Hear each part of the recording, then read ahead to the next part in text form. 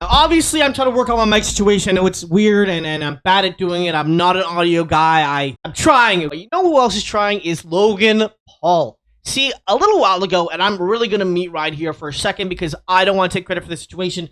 This YouTuber, who I really enjoy their content, has been absolutely tracking this down like a bloodhound on a chase. CryptoZoo. I'm not going to take credit for the Logan Paul thing. I'm just coming at the end like a hyena when the meat has come to roast, and I'm picking up the scraps, right? I'm kind of looking at the situation going, no. But I have not done the work CryptoZoo has done to report this for probably over a year, literally a year now, of investigating, researching, and doing tons of good work to find information on Logan Paul's situation. However, I'm seeing the end of it, and now we're kind of coming in a hole where I've now felt that I could just make a little thing about it. Obviously, just it was in my radar, I saw it, and it comes down to Logan Paul. TLDR, Logan Paul made a huge scam game. I think we can actually look it up. It was called CryptoZoo. Juicy crypto scam. So a lot of big investors and companies would get you to invest into, telling you greener pastures, big profits. Everyone wants to escape the classic race and the hustle of today's world to get your money up, get a house. And this was a huge thing. Responded by including the biggest criticism and then exposing that they're still right. This was last year that this happened. They launched in 2021, and they launched this cool little egg launch. Allowed you to, as you can see, as someone who loves investing, I'm in school for business, so I understand it quite well. But essentially, they're offering you a pretty good penny. The way crypto kind of worked is it was in general, if you don't know crypto and stocks, essentially stocks are a way for you to make money passively, usually, and if they're quick, it's higher risk, right? Think of it this way. If higher, let me draw you a little diagram, actually. The way to think about stocks and investments in general is usually if you have a normal stock, like a S&P 500 or a YYY or something like that, it's a very low return rate, but it's consistent. So over the course of maybe 10 years, you'll see an increase of maybe like 5, maybe 10%. It's a gradual up, but it's over 10 years. However, crypto was this cool way where you could make or lose 30K in a night. You know what I mean? Like you over like one day, you could make like 30K, right? Because it would trade all day. Crypto was a unmanned market. It was open source. There was no regulation on it, so anyone could make anything, and you could spend as much as you want and lose as much as you want in a day. You could trade all day, 24/7. This runs from 9 to 5 EST. Okay. The reason why the stock market sucks for our younger people is, if you're in school, have a job, your time to invest is very limited.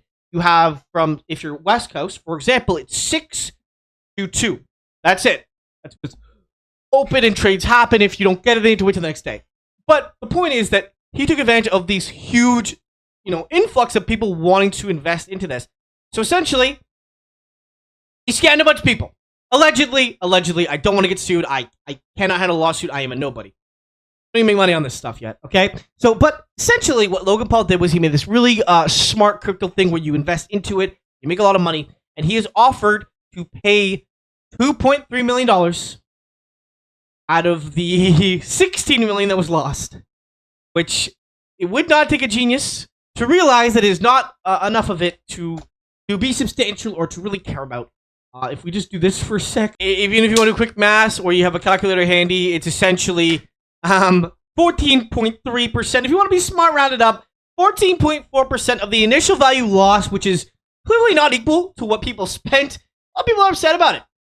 We had, a good friend of his, business partner of a billion-dollar company. If you're at a Prime, it's everywhere. It's in Canada too. It's crazy.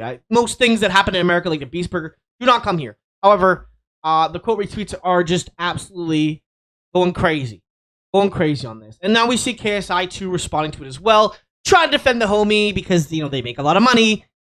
Saying like, hey, man, he's doing the best he can, man. He's trying the best, man.